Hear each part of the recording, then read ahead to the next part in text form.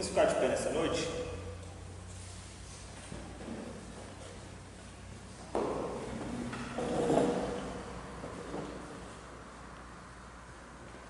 Vamos abrir nossas Bíblias lá em Mateus, no capítulo 26.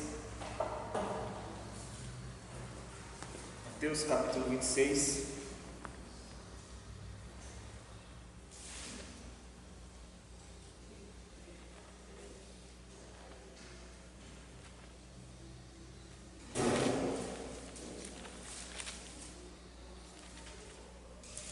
Vou ler o versículo 26 em diante. Mateus 26, a partir do versículo 26. São poucos versículos, amém? Mas vamos ler. Texto conhecido de todos. Enquanto comiam, Jesus tomou o pão e, abençoando-o, o partiu e deu aos discípulos, dizendo: Tomai e comei, isto é o meu corpo. Tomando o cálice, rendeu graças e deu-lhe, dizendo: Bebei dele todos, porque este é o meu sangue, o sangue da aliança que é derramado por muitos, para a remissão de pecados. Mas digo-vos que desta hora em diante não bebereis deste fruto da videira, até aquele dia em que o hei de beber novo convosco no reino de meu Pai. Pode se sentar, amém? Bom, a gente está aqui hoje, né, reunidos.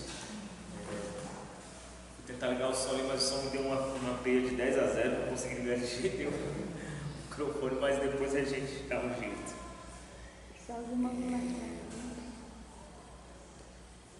E, meus irmãos, esse texto aqui é o texto da Santa Ceia, né?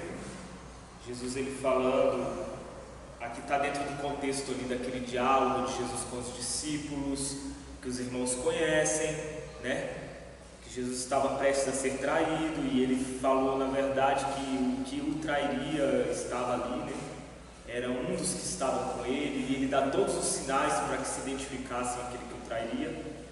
E ele fala acerca da necessidade da gente participar do corpo, do pão, comer o pão, comer o cálice, tomar o cálice, comer o pão, tudo isso representando tanto o seu corpo como o seu sangue, tudo isso representando o sacrifício de Jesus, tudo isso representando aquilo que Jesus, todo o plano de redenção de Deus Pai para as nossas vidas, que estava sendo manifestado em Jesus.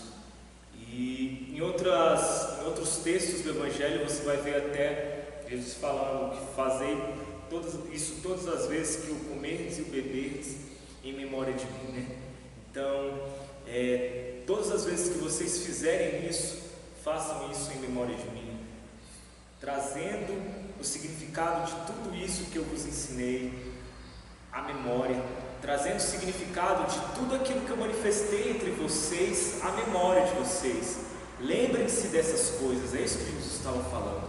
Lembrem-se, mas não somente lembrem-se como, né, um pensamento, não só como um pensamento, mas participem disso. Façam com que isso seja verdadeiro na vida de vocês. Experimentem isso. O pão e o cálice, ele tem gosto. E o que Jesus estava querendo dizer naquele momento então é que trazer à memória o sacrifício dele não é somente lembrar-se em pensamentos, mas comer, saborear, participar, viver, perceber essas coisas, né? Às vezes tem o hábito de lembrar de Jesus, mas lembrar de Jesus como um pensamento e não como realmente uma marca que está na gente. A gente não lembra de Jesus como algo a ser realmente experimentado por nós em todos os instantes. Preste atenção na sua vida e pense bem. Quantas vezes você deixou de experimentar Jesus? O pão e o cálice sendo provado, comido e bebido, é exatamente isso, é experimentar Jesus. Experimentar Jesus. Jesus, ele está convocando, ele está convidando para que ele seja experimentado. Só tem sentido lembrar-se dele se ele for saboreado por nós. Não faz sentido algum a gente servir a Deus de um modo religioso. da gente se reunir aqui por uma coisa que talvez a gente acredita, mas que não é um estado real para a gente, que não faz parte daquilo que a gente, não é uma marca na gente, não é algo que a gente saboreia. E aqui Jesus ele traz mais ou menos o que é a visão desse evangelho, o que é a visão, o que é essa boa nova. A boa nova do evangelho, então, esse olhar mostra para a gente que servir a Jesus é crer nele, e quando a gente crê nele, esse crer necessariamente produz uma experiência que a gente tem que ter com ele. Sem ter uma experiência com ele, não há como a gente dizer que a gente serve ele. A gente precisa ter uma experiência com Jesus. Experiência com Jesus. E para ter experiência com Jesus, então você tem que experimentar Jesus. Experimentar Jesus. Jesus ele tem que ser experimentado por você. Isso aqui Jesus está mostrando muito bem o modo como aquele que crê, ele passa a ver a vida mesmo. A gente falou na quarta-feira passada sobre a confiança no amor que inicia uma obra nas nossas vidas, e esse amor vai conduzir a gente até que essa obra se aperfeiçoe, até que essa obra seja terminada em nós. E aqui Jesus mais uma vez ele mostra que esse amor ele precisa ser real para a gente, e ele tem que deixar de ser um mero pensamento, uma mera expressão, e tem que se tornar realmente algo que a gente participa disso. Isso faz com que a gente abra os nossos olhos para um novo jeito de viver, um jeito de viver que é diferente de tudo que o homem conhece, e por mais que ele seja conhecedor das coisas, ele não consegue aplicar isso na vida dele, se não for pela obra do Pai, atuando, convencendo, persuadindo e direcionando a pessoa no caminho que Ele quer que a pessoa vá. Eu sempre gosto de dizer para os irmãos, é impressionante como tudo aquilo que o ser humano produz, quando o pecado começou a imperar sobre nós, tudo isso é colocado debaixo, a serviço do pecado. Tudo isso é colocado a serviço daquilo que a gente não queria que fosse.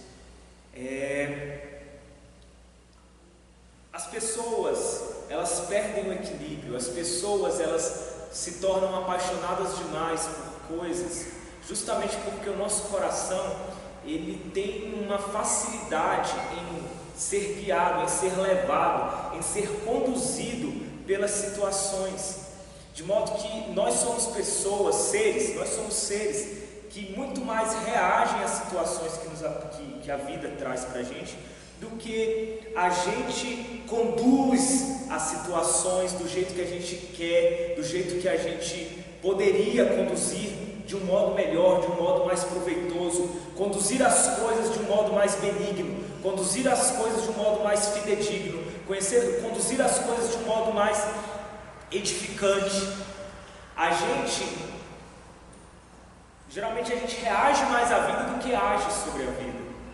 A gente, na verdade, é mais produto de onde a gente está do que a gente realmente busca algo superior. E buscando esse algo superior, a gente agora tem a capacidade de ir contra a maré, de nadar contra a maré. É impressionante que o caminho do Evangelho é exatamente isso. O caminho do Evangelho é um caminho contra a maré, um caminho contra o fluxo. Só que é um caminho contra o fluxo, respeitando o fluxo da vida. O caminho do Evangelho é um caminho de esforço, ele não é um caminho natural. Se você olhar para as coisas da vida, gente, naturalmente as coisas dão errado, as coisas não dão certo. Para que uma coisa dê certo, tem que haver um esforço, tem que haver um trabalho. Por exemplo, tente fazer alguma coisa e você vai ver que vai dar certo. Agora deixa a coisa acontecer sozinha, que ela não vai acontecer geralmente. Se você, por exemplo, faz uma plantação, se você deixar e for esperar com que a planta se plante sozinha, cresça e produza fruto, na verdade, você vai estar contando com um acaso. O caminho do mal, desde que o homem pecou, é a naturalidade. Sem esforço, as coisas não não convergem para o bem. Sem esforço as coisas não caminham para o bem. Para que o bem seja feito, é necessário um esforço. Tem que se haver um esforço. Sem esforço o bem não é feito. Sem esforço o mal prevalece sempre. O mal vai prevalecer se a gente não se esforçar contra o mal. É isso que eu estou querendo dizer. Ou você se esforça contra o mal, ou o mal vai prevalecer na sua vida, vai prevalecer nas suas ações. O mal vai prevalecer no seu círculo social, no seu contexto, em tudo que te cerca. Fazer o bem dá trabalho, e é necessário trabalho para fazer o bem. É claro que isso não é uma coisa só das nossas mãos. Para analisar. Você planta a semente para que uma planta cresça, ou para que uma determinada árvore cresça e produza fruto. Entretanto, o crescimento em si daquela planta, o crescimento em si daquela árvore e o desenvolvimento dessa árvore até que ela comece a gerar frutos, tudo isso já não depende de você. Tudo isso já é algo que vai além do seu esforço. Então o que eu estou querendo te dizer aqui é o seguinte: não é que você tem capacidade, que tudo depende da sua ação, não. Na verdade, quem dá o crescimento para a planta? Você sabe como é que funciona aquela estrutura complexa que faz a planta crescer, enraizar, criar folhagem, da folhagem criar fruto? Você sabe reproduzir isso? Alguém sabe reproduzir isso? Não, ninguém sabe. Tudo isso realmente é a naturalidade. Entretanto, se alguém não plantar aquela planta, se, por exemplo, ninguém chegar num campo querendo produzir determinado tipo de plantação, determinado tipo de planta, determinado tipo de árvore, determinado tipo de verdura, enfim, se alguém não chegar, não arar o campo, não prepará-lo, as forças naturais não vão poder dar continuidade naquilo que você iniciou. E o caminho do bem, essa vida experimentada de Jesus, esse experimentar o pão, é mais ou menos isso. Quando você come, quando você participa do corpo de Jesus e do sangue de Jesus, quando você participa sentindo o gosto disso, não é que você vai ter controle sobre tudo o que vai acontecer a partir dali. Entretanto, algo inicial tem que brotar de você, tem que vir de você, para que a partir dali então coisas diferentes aconteçam. Existe um clichê que ele é muito verdadeiro, não adianta, que rola, vocês veem isso todos os dias nas redes sociais, né, no WhatsApp, no Facebook. Esse clichê fala assim, que não adianta você querer resultados diferentes fazendo as mesmas coisas, né? Como que você vai querer um resultado diferente se você não muda as coisas que você faz, se você não muda o que você busca, se você não muda as suas ações, como que você vai ter um resultado diferente? Dificilmente vai ter. Tentar fazer isso, ter um resultado diferente com as mesmas ações, é contar com a sorte. E Jesus não chamou ninguém aqui para contar com a sorte. A sorte não é algo que faz parte da vida do cristão. O cristão não conta com a sorte. Você não foi chamado para contar com a sorte. Você foi chamado para olhar para a vida agora e agir para essa vida. Como eu disse, não é que você agora tem capacidade para ter tudo ao seu controle, mas algo tem que ser feito, um pontapé inicial tem que ser dado. A planta tem que ser plantada, a semente tem que ser lançada. Se a semente não for lançada, daí não vai gerar nada. Se o campo não for preparado, não for arado, você vai ter que ficar esperando a sorte. E contar com a sorte, meu querido, não é uma coisa sábia se fazer. Não é. O cristão, ele, como uma pessoa que experimenta Jesus o tempo todo, uma pessoa que gosta de experimentar Jesus, que gosta de saborear Jesus, uma pessoa que gosta de sentir o gosto do cálice de Jesus, por mais que isso signifique, por mais que esse cálice não tenha um gosto muito prazeroso muitas das vezes, por mais que esse comer do pão não seja para nossa carne prazerosa, mas esse sacrifício, nesse sentido, esse nadar contra a maré, esse buscar fazer um trabalho que gere algo diferente, porque uma fé foi semeada no seu coração, porque uma esperança foi dada para você quando você creu em Jesus, porque um incentivo foi dado pelo amor de Deus quando você aceitou esse amor. E então, a partir desse incentivo, você vai começar a agir de um jeito diferente e alcançar e alcançar um resultado diferente na sua vida. Alcançar um resultado diferente. Eu acho impressionante, queridos, como a nossa carne, ela gosta de saborear o mal. Como a nossa natureza gosta de saborear o mal e como a nossa natureza não se cansa de saborear o mal. A gente gosta de saborear o mal. O mal para a gente realmente é uma comida prazerosa. A vida, ela sempre é experimentada. Você sempre vai estar experimentando algum tipo de coisa. Você sempre vai estar participando de algum tipo de coisa. É impressionante que às vezes a gente tem a ilusão de que você pode ser neutro na vida, né? Você pode votar em branco ou nulo na vida. Não existe o voto em branco na vida, nem nulo. Não tem como você ser neutro. Ainda, mesmo que as pessoas, tem gente que acha que pode ser neutro, né? Tem gente que acha que pode ser isento, intocável, nem pender para um lado, nem pender para o outro. Mas a verdade é que a vida não é assim. O seu coração não é assim. A sua mente, a sua consciência não é assim. Você sempre vai estar participando de alguma coisa, de um banquete. Você sempre vai estar experimentando alguma coisa. A pergunta é: o que você gosta de experimentar? E a segunda pergunta é: o que você precisa experimentar? O que de fato produz algo bom? Eu vou fazer um exemplo aqui para você entender mais ou menos o que seria isso que eu estou querendo te dizer. Se você faz exercício, se você não pratica exercícios físicos, né? Hoje está na moda esse negócio, né, de praticar exercícios físicos. E é bom mesmo praticar para que você tenha um hábito de saúde, enfim. Mas uma pessoa que quer ter controle, por exemplo, sobre uma vida, que quer ter uma vida saudável, que quer desenvolver um hábito de vida saudável, o que ele vai buscar fazer? Ele vai buscar se exercitar, né? Ele vai buscar comer coisas diferentes, que nem sempre são as mais gostosas, mas são diferentes, né? Naquele primeiro momento, pode ser que a pessoa ela está abrindo mão de um hambúrguer delicioso por um prato menos calórico, né? Um prato menos gorduroso. Ela está abrindo mão daquela pizza boa pra caramba, daquela batatinha frita, daquele macarrão, né? Ele poderia estar, ele chega no serviço, você chega de serviço em casa, você poderia ir descansar, dormir, porque é o que o seu corpo muitas das vezes pede, mas você fala: cara, eu vou me exercitar. Isso é um baita de nadar contra a maré, né? Naquele primeiro momento, nota que você não tem muita vontade de fazer aquilo. Aquilo não é algo que você aprecia, não é algo que você saboreia.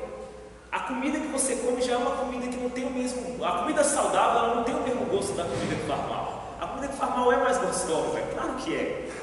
Então você sacrifica no seu paladar, né, a quantidade de comida que você come, né, em nome de algo maior.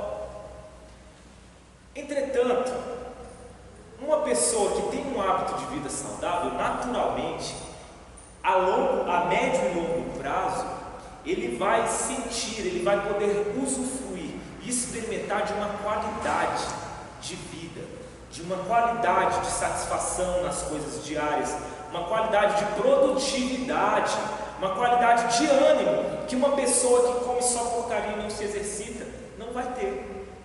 Então, o que eu estou querendo mostrar para você é que são dois momentos diferentes. O momento de você simplesmente se preocupar em saborear o agora. Aquilo que te dá prazer imediato e que parece ser aquilo que vai produzir algo melhor para você, porque é tudo que você quer. Eu quero comer aquele hambúrguer agora, eu quero comer aquela lasanha, eu quero ficar deitado aqui, eu não tenho ânimo para poder me exercitar. Entretanto, a longo prazo você vai começar a colher no seu físico, no seu corpo, cansaço, fadiga, doenças, que vai gerar talvez uma limitação para você. Ou seja, a médio e longo prazo aquilo não foi bom, não foi um bom negócio. Experimentar o bem, experimentar o corpo, e o pão e o cálice, o corpo e o sangue de Jesus é mais ou menos isso. É por isso, eu estou usando esse paralelo para que você entenda por que muitas das vezes, no momento, na hora que você é chamado a saborear, a fazer uma opção entre a pizza, o hambúrguer ou o pão e o cálice, você, naquele momento, às vezes, sem pensar, instintivamente, movido pela barriga, você avança naquilo que é mais gostoso. Entretanto, a longo prazo, isso vai ser prejudicial para ti. O caminho do Evangelho é mais ou menos esse. O caminho do Evangelho, ele só é agradável, ele só tem um gosto agradável para aquele que acredita a longo prazo, para aquele que espera a longo prazo, e para aquele que espera com paciência a longo prazo, aquele que aguarda, sabendo que vai se efetuar o objetivo que ele busca a longo prazo. E é nisso que está o deleitar do coração daquele que pratica o bem, daquele que experimenta Jesus. Se você não tiver uma visão além do alcance, visão essa que os olhos da fé te concedem, e aqui visão além do alcance eu não estou falando no sentido triunfalista de que você vai conquistar aquilo que você quer, não nesse sentido, né? O pessoal quando fala de visão, na verdade eles confundem fé com motivação, e eles dizem que se você olhar para o obstáculo, você vai superar o obstáculo. Não é nesse sentido que eu estou te dizendo. O cristão, quando ele olha, quando é os olhos de Jesus nele, os olhos dele são fitados muito, mas muito, muito na frente, e de modo muito superior. Ele não tem mais nem tempo de olhar para os obstáculos que estão diante dele. Ele não está mais preocupado em pular um obstáculo que está na frente dele. Na verdade, o objetivo dele está muito na frente disso. Ele não caminha vencendo pequenas etapas. Ele sabe para onde ele está caminhando. O objetivo dele está lá na frente e ele vai caminhar até chegar lá. E quando você vê além, quando o cristão ele se permite que Jesus veja nele, então o cálice e o pão, o sacrifício de Jesus começa a se fazer todo sentido, porque você não quer as coisas imediatas se manifestando para você, mas você aprende a desfrutar daquilo que você vai percebendo que vai se construindo no decorrer do seu caminhar. E à medida que vai se construindo, cada vez vai se mostrando mais belo, cada vez vai se mostrando mais aconchegante, cada vez vai se mostrando mais satisfatório para o seu ser. Os irmãos estão entendendo o que eu estou querendo dizer? Amém? Amém, irmãos? Não vá de cabeça naquilo que se apresenta de momento na sua frente. Se vocês sabem, não vá. Primeira coisa, como que eu faço para saborear o pão e o cálice de Jesus? Olha no prazo, olha para frente, amarre tua visão no objetivo que está muito para além de você. Peça para que o Senhor coloque e trabalhe essa frente. Comece a se satisfazer, não naquilo que se apresenta diante de você, mas naquilo que você sabe que vai se manifestar sobre você, que é a esperança da eternidade. A espera, e é uma espera com paciência mesmo, né? Eu já disse isso aqui outras vezes. Existem duas formas de esperar. Esperar, todo mundo tem que esperar. Você não tem como viver nessa vida sem esperar. Não tem como viver nessa vida sem esperar. As pessoas hoje não gostam de esperar porque a vida moderna nos deu uma falsa sensação de que nós não precisamos esperar, de que nós conseguimos encurtar o tempo das coisas. Mas para um forjar do caráter, para um forjar da consciência, para um aperfeiçoamento da pessoa, não existe atalho, não tem como você encurtar o caminho, é impossível. Não existe nenhuma tecnologia que vai te fazer mais maduro da noite para o dia. Não existe nenhuma tecnologia que vai fazer você mais sábio da noite para o dia. Pode existir até uma tecnologia, eu fico pensando, né? Antigamente eu acho que seria totalmente inviável as pessoas trabalharem numa cidade, morarem numa cidade como Gama, por exemplo, e trabalharem no plano piloto, né? No tempo que não tinha carro. Como é que isso era possível? Você acha que isso era possível? Não era, né? Porque até a pessoa se dirigir até uma cidade como Plano, sei lá, a cavalo ou a pé, quanto tempo ele demoraria? E para regressar? E para ir de novo no outro dia? A tecnologia nos dá essa sensação de que nós temos atalhos, né? Você consegue falar hoje tão fácil com a pessoa, você nem se dirige mais até a casa dela, e por isso os nossos relacionamentos têm se esfriado tanto, talvez, né? A A gente se utiliza tanto do atalho que a gente se esqueceu que as boas coisas na vida são construídas vagarosamente. As coisas mais gostosas da vida, elas são construídas tijolinho a tijolinho. Porque na verdade, quando a construção fica pronta, não é ali que está a grandiosidade da vida. Não é na construção pronta, mas é no construir. É no construir que você vai conhecendo pessoas, se aliando a pessoas, se relacionando, experimentando a ajuda, experimentando também o desprezo, experimentando tanto a fidelidade como a traição. Mas você vai vivendo e vai amadurecendo à medida que cada tijolinho da vida vai sendo construído, né? E é assim. Só que a gente quer atalhos para essas coisas. A modernidade tem nos dado essa sensação de que a gente pode construir atalhos para isso, e a gente não pode. A verdade é que os nossos relacionamentos têm se tornado mais frágeis justamente porque não há atalhos para um bom relacionamento. Não há atalhos para desenvolver o amor. Não há atalho para desenvolver a sensibilidade, a misericórdia. Não há atalho para aprimorar o seu senso de justiça. Não há atalho para a santificação. Não há. Não há. Ou você respeita o trajeto e se dedica nesse trajeto a alcançar aquilo que é mais proveitoso, porque o seu olhar está lá na frente. E como o seu olhar está lá na frente, então você experimenta. Só assim o pão, como eu disse, o pão e o cálice, o corpo e o sangue de Jesus se tornam prazerosos para você, ou você não vai ser capaz de construir nada bom. Hoje a gente vive um tempo em que as pessoas querem sempre construir com muita velocidade as coisas. E à medida que você tenta construir as coisas com muita velocidade, quando a coisa não vai saindo meio torta, porque como eu estou te falando, se você tentar ser sábio às pressas, tentar ser virtuoso às pressas, tentar ser discernido no corre, na tora, é como você tentar edificar uma parede com a massa de qualquer jeito, com o concreto, e aquela parede vai ficando torta, vai ficando ruim. E aí a pessoa chega numa hora que ela não quer conservar aquilo mais, ela quer destruir e quer começar de novo. E a vida das pessoas passa a ser esse ciclo. Ao invés de ser um ciclo de continuidade, preste atenção nisso que eu estou te falando. Preste atenção nisso que eu estou te falando. Ao invés de as pessoas viverem uma continuidade na vida delas, como assim uma continuidade?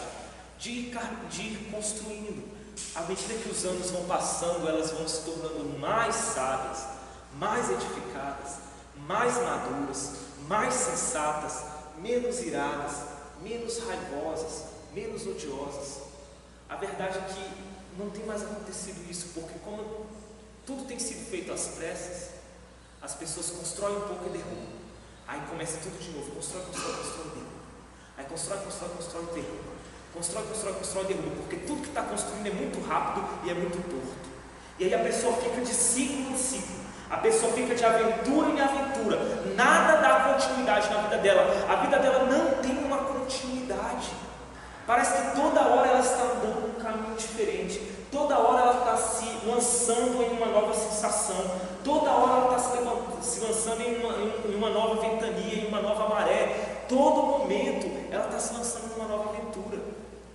Para analisar a vida das pessoas e veja se não é isso que eu estou te falando.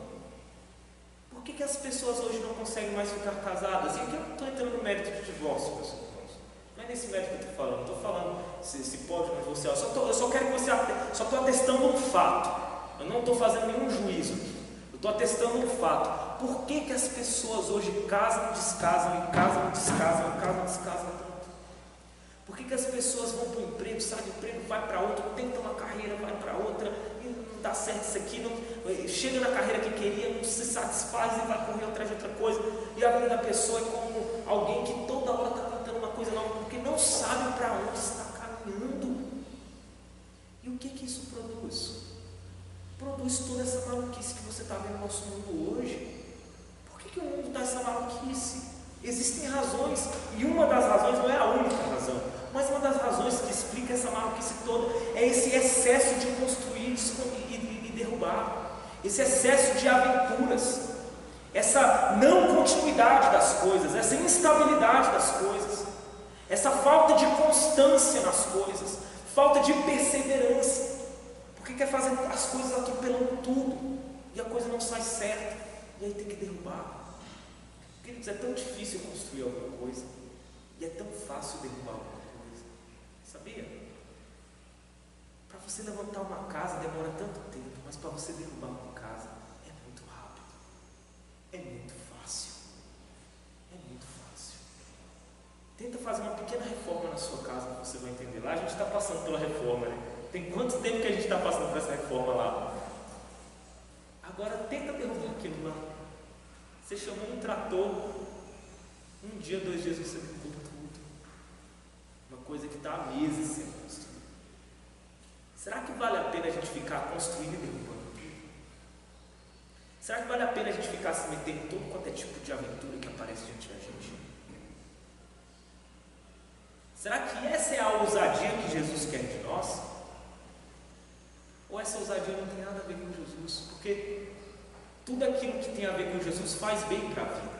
Se uma coisa faz mal para a vida, meu irmão, não tem a ver com Jesus. Não tem a ver com Jesus. Jesus, ele manifesta tudo aquilo que a longo prazo, sendo experimentado, se transforma prazeroso para você, porque faz bem para a sua vida. Amém? Amém, irmãos? Eu fico impressionado, então, com a capacidade que as pessoas têm de destruir tão fácil as coisas que foram tão difíceis de serem edificadas. E o mundo te incentiva a isso. Já percebeu? Tudo no mundo te incentiva a isso. O mundo, ele diz que é retrocesso você ser uma pessoa que busca conservar as coisas que com tanto custo, tanto suor, com tanto cuidado, que com tanto tempo foram construídas. E o mundo vira para você e fala: não, isso é retrocesso, você tem que se lançar a novas coisas. E o problema é que nessa construção e reconstrução, né, as pressas, constrói, as pressas, fica feio, derruba, já se mete em outra aventura, constrói, derruba. Isso tem gerado pessoas frustradas de um tanto, pessoas desacreditadas e com descrédito na vida absurdo, pessoas que parece que a energia da vida foi tirada delas. Por que a energia da vida foi tirada delas? Porque como você vai continuar acreditando? Como que você vai continuar esperando? Se você não consegue dar continuidade em nada daquilo que você começa. Quando você começa alguma coisa, você lança expectativas, é óbvio. Agora tenta, quando você começa a construir às pressas de qualquer jeito e derruba, toda aquela expectativa desmoronou junto com aquela destruição, com aquela derrubada. E chega uma hora que, se você ficar fazendo isso toda hora, não haverá mais expectativa para você, não haverá mais esperança, não haverá mais razão para esperar. E aqui está o ponto: as pessoas não veem mais razão para esperar. Elas estão desacostumadas a esperar, e elas têm medo de esperar, porque elas não confiam que elas terão a persistência suficiente para construir e para chegar até onde elas acreditam, até onde elas lançaram a expectativa delas. Nota que isso aqui eu estou te dando um conselho de vida. Isso aqui vale para tudo que você faz. Isso aqui é um conselho de vida espiritual, que é o que vai ser mais edificante para você, mas que pode se reproduzir também nos seus dilemas diários. Se você enfrentar, se você olhar para a vida, para os seus dilemas diários, do jeito que eu estou te falando aqui, eu te garanto que você vai colher coisas muito melhores. Você vai poder usufruir de construções muito mais bem edificadas e vai poder usar essa construção, essa edificação que foi construída com tempo e com suor, como abrigo para você no dia mal, como abrigo para você no dia mal. Essa é a razão da edificação, não é? Para que se constrói uma casa? Para quê? Para que você constrói uma casa? Por que a gente não dorme debaixo do vento? Debaixo de uma árvore? Por que a gente não dorme debaixo da árvore? Qual é a razão de você construir um teto sobre a sua cabeça? Não é para poder se abrigar?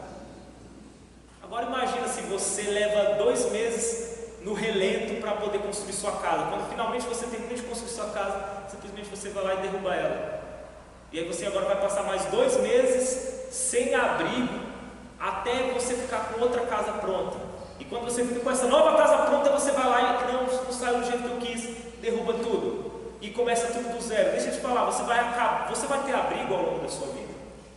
Vai chegar uma hora que você vai se cansar. Vai chegar uma hora que a expectativa vai acabar. É óbvio. A vida é uma caminhada de espera. Você precisa esperar. Mas as pessoas não esperam mais com paciência. Como eu disse, há duas formas de esperar: com ansiedade e com paciência. Aquele que espera com ansiedade, ele é desesperado. Ele não tem persistência, porque na verdade ele está mais desesperado do que esperançoso. Ele sabe que tem que esperar, mas ele está desesperado. Ele não está aguentando. O paciente não. Já aquele que espera com paciência é aquele que espera com qualidade. Eu sempre gosto de falar isso. É aquele que espera desfrutando, porque a paciência é isso. A paciência não rouba o seu agora. Sabia disso? Quando você é paciente, você não perde o agora. Quando você é paciente, você usufrui de todos os momentos. Quando você é paciente, você respeita o tempo que leva para se chegar aonde precisa chegar. Você respeita. Quando você é paciente, tudo se torna mais. Tudo aumenta a qualidade. Tudo aumenta a qualidade. É impressionante isso, meus irmãos. Como você tem esperado? Faça uma análise de si mesmo agora. Você tem edificado e derrubado, ou você tem edificado com paciência? Você tem semeado com paciência? Tem esperado, ou você é aquele tipo de pessoa que planta, não produziu na hora que você queria, você arranca a planta e troca de planta, troca de fruto, troca de plantação? Você dá tempo para que a semente semeie? Dá? Até que ponto a modernidade, presta atenção nisso, até que ponto a modernidade tem influenciado a sua vida, de tal modo que você não tem tido paciência nem mesmo para esperar a germinação daquilo que você tem semeado. Você não tem tido paciência para esperar nem mesmo isso. E você não tem tido paciência para esperar justamente porque você não tem tido uma visão a longo prazo. Uma visão a longo prazo que faz com que todo o sentido do Evangelho se torne saboroso, algo gostoso para você, que é gostoso ao seu paladar, que você saboreia e que você sente prazer nisso, simplesmente e unicamente se isso for, exclusivamente se isso for a longo prazo. Você tem dado tempo ao tempo, é isso que eu estou te perguntando. O tempo tem forjado você. O tempo tem passado sobre você e tem produzido qualidade. O que ele tem produzido? Ou você tem sido só mais um nesse mundo maluco de pessoas que envelhecem na idade, mas que continuam em maturidade sendo as mesmas imaturas de sempre? Não conseguem edificar nada, não conseguem alcançar nada, não conseguem persistir em nada, não são pacientes. São desesperados. Passam mais tempo debaixo do sereno do que no abrigo, porque são rápidos para destruir as coisas, não dão valor às coisas, nem significado às coisas, não dão. Quando eu falo coisa aqui, eu não estou falando de bem material, estou falando não dão valor à sabedoria, às coisas materiais como a sabedoria. Não dão valor à justiça que vai se aperfeiçoando na vida daquele que quer que ela se aperfeiçoe à medida que você anda no caminho da vida. Não dão valor à misericórdia. Não dão valor aos laços que são invisíveis, mas que são tão reais quanto esse banco. Queridos, como que a gente destrói os nossos laços com tanta facilidade assim? Por que a gente se permite ter os nossos laços destruídos com coisas tão bobas? A gente desfaz amizades porque a gente acha que é fácil achar um amigo ali logo na esquina. Será que é assim? Uma amizade construída é tão facilmente destruída. Será que não vale mais a pena você preservar as coisas do que você se meter a tentar construir uma nova coisa? Não estou dizendo que não tenha momentos que a gente tem que destruir tudo e começar do zero. Eu acho que tem momentos sim que tem que ser feito isso. Mas até para se fazer isso você precisa de sabedoria para saber quando você tem que fazer isso. Para você saber quando você precisa realizar, e você já tem que estar ciente do ônus, do encargo que vai haver na sua vida com tudo isso. Eu olho para as pessoas desesperançadas hoje e eu não consigo, e uma das razões principais é exatamente essa que eu estou passando com vocês. Nosso mundo está muito maluco. Gente, nosso mundo está muito maluco. As pessoas, elas não têm sido mais sóbrias. Não tem sido. Eu olho para o mundo e eu vejo um monte de bomba relógio andando. Uma passando perto da outra, prestes a explodir.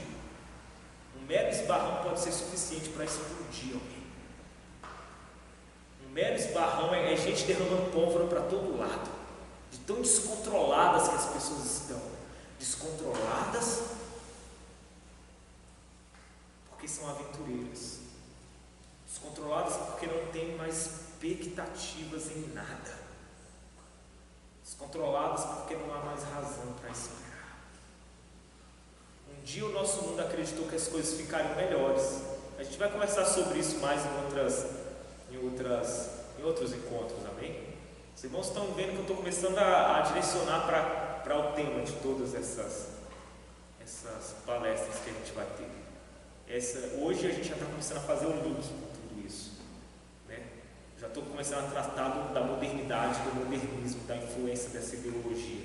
Já estou começando a tratar de propósito, e eu estou tentando tratar de um modo bem cotidiano, dando exemplos bem cotidianos para que você perceba como é isso na sua vida. Como é isso na sua vida? É impressionante o quanto as pessoas estão tão descontroladas, com pólvoras lançadas para todo lado, que qualquer atrito é suficiente para gerar faísca suficiente para que alguém exploda. E com essa explosão, ele destrua talvez não só a sua vida, mas como a vida de tantos outros. E eu pergunto para vocês, tem como controlar isso? Como que a sociedade pode controlar alguém que simplesmente quer matar a ex-mulher porque tem raiva dela? Como a sociedade pode controlar esse cara? Ele vai ficar preso, tá? Mas e o dia que ele sair? Ele vai lá e mata ela. Como que a sociedade pode controlar esse cara? Por que as pessoas estão tão raivosas? Por que está todo mundo tão desequilibrado assim? No momento, como eu disse, são bombas relógios. A bomba explode, o cara vai lá, tira uma faca e esfaqueia o outro. São bombas relógios. O cara está andando normal, só que o relógio dele está aqui, ó, tic-tac, tic-tac. Quando chega a hora, de repente ele explode alguém. Ele faz uma besteira. Ele machuca alguém. E uma bomba tem um poder destrutivo tão grande de destruir não só uma edificação, mas várias. O cara é uma bomba relógio, que aí ele chega em casa, ou ela chega em casa, de repente estoura a bomba em cima do relacionamento conjugal deles e bota no chão tudo aquilo que foi construído com tanta dificuldade. Com tanta dificuldade. As pessoas jogam tudo para o alto muito fácil hoje, achando, se esquecendo do quanto é difícil você alcançar aqui. Meu conselho hoje, o conselho do Evangelho para você é: não jogue as coisas para o alto tão facilmente. Não jogue. Não jogue. Olha para o objetivo maior que está diante de você. Eu não estou falando para você viver uma vida amargurada. Nem estou dizendo que não há momentos que tem que se explodir as coisas e recomeçar. Também tem momentos que tem sim que se recomeçar. Mas saiba que o recomeço tem que ser... Não pode ser essa tentativa de ficar recomeçando toda hora numa aventura diferente. Não pode ser a regra na sua vida. Se isso for a regra, tem alguma coisa de muito errado nisso. E você vai colher coisas muito ruins disso. Amém, irmãos? Amém? Eu vou encerrar por aqui, a gente dá continuidade na outra quarta-feira, amém? Gostaria que você ficasse em pé nesse momento, então, fechasse seus olhos.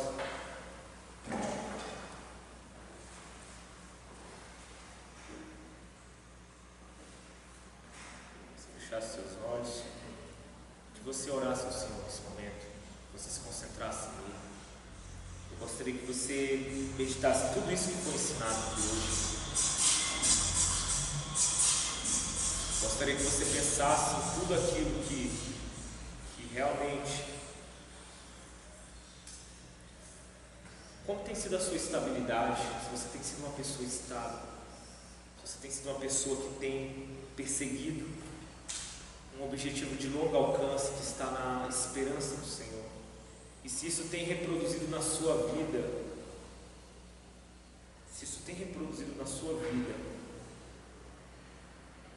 uma vontade de persistir e não desistir de jogar as coisas para o alto.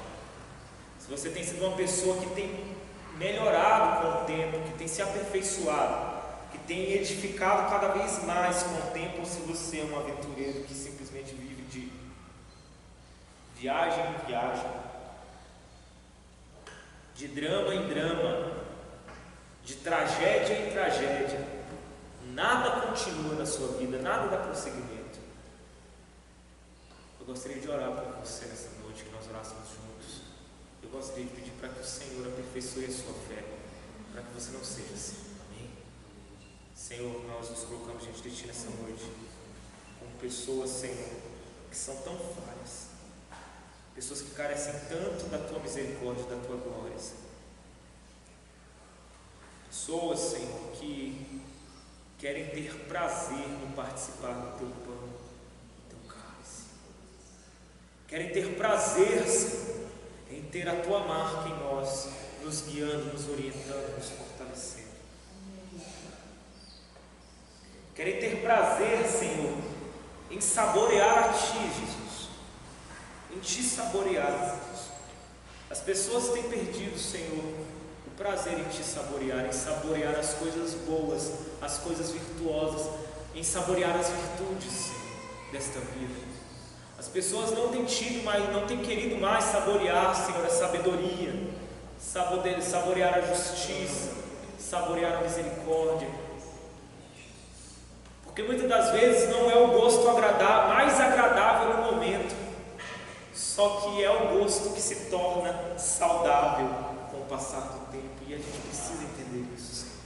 Mas como os nossos caminhos são tortuosos, Jesus, como os nossos caminhos são tortuosos, como nós precisamos do Teu Espírito nos direcionando, nos persuadindo, como que a gente precisa do Teu Espírito nos amarrando para algo que vai além da gente. Ah, Jesus, o nosso mundo é um mundo de malucos, e a gente tem sido muitas das vezes um desses malucos, Senhor, que se perdem no meio dessa insanidade que é o nosso dia a dia. Ah, Senhor, mas venha nos aperfeiçoar nessa noite. Trabalhe em nossas vidas. Trabalhe em nossas vidas. Tem misericórdia de nós. Sonda-nos nessa noite, Senhor, e conhece os nossos caminhos. Tu conheces, Senhor, as fraquezas e as falhas, as fragilidades de cada um aqui, Jesus. Senhor, Tu conheces, Senhor, a inconstância de muitos aqui que tem feito com que a gente às vezes desfrute de coisas, Senhor, lamentáveis, porque não tivemos a sobriedade que vem de Ti. Senhor, nós somos chamados para caminhar, e não vamos parar de caminhar enquanto não chegarmos. Que o Senhor seja essa força motora que nos move para frente, que nos move para frente, Senhor. Dá-nos a paciência de semear e esperar a semente germinar, e germinando, Senhor, crescer e crescendo, produzindo fruto.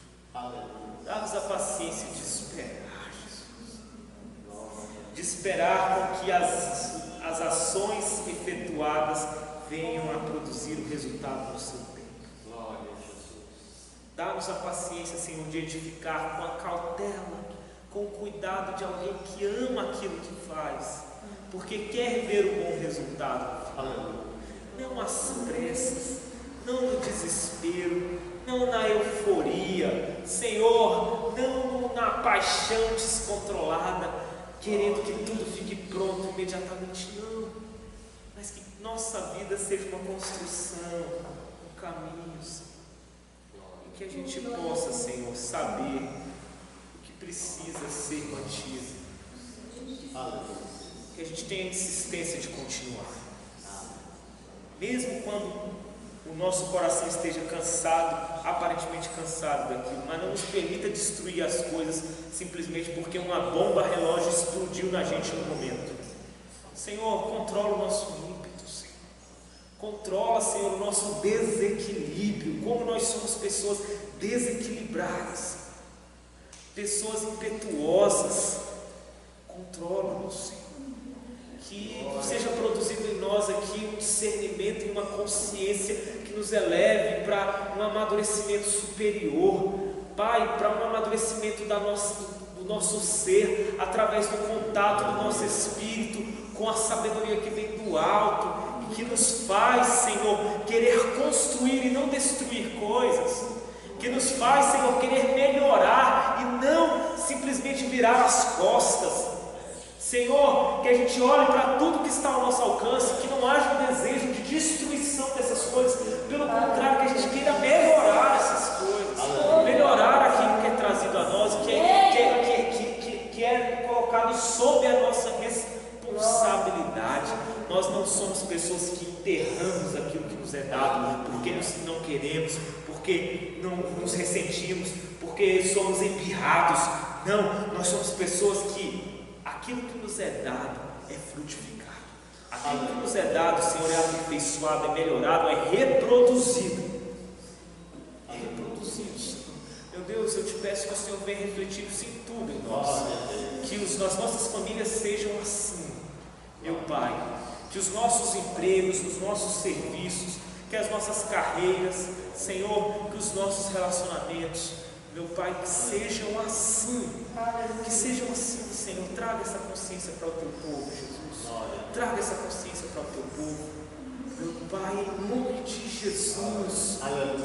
Aqui não tem pessoas que chutam balde, Senhor. Aqui tem pessoas que permanecem sóbrias, mesmo diante da mais turbulenta tempestade. Porque sabemos, Senhor, que o equilíbrio é a raiz da sensatez. O equilíbrio é a raiz da sabedoria. O equilíbrio é o que faz com que a gente permaneça concentrado quando todos os outros estão desatentos com as trovoadas, com os terremotos, com as coisas que a vida muitas das vezes produz. Nós estamos atentos porque desfrutamos de algo que está para além de nós, de algo que nos chama para um objetivo maior, para um objetivo mais longínquo, Senhor. Que nós sejamos semeadores, mas não somente semeadores, Senhor, que nós sejamos semeadores que têm paciência de esperar a frutificação. Que seja assim nas nossas vidas, em tudo, em todas as áreas, mas principalmente, Senhor, que seja assim em relação à nossa esperança para contigo. Que seja principalmente assim em relação à confiança no teu trabalho sobre nós, no teu amor nos forjando. Senhor, em nome de Jesus, eu me coloco em tuas mãos e coloco cada um em tuas mãos nesta noite, Senhor. Nós nos apresentamos. Cremos que o Senhor é poderoso para fazer, mudar, agir, quebrar as cadeias, edificar, Senhor, aperfeiçoar essa noite, em nome de Jesus.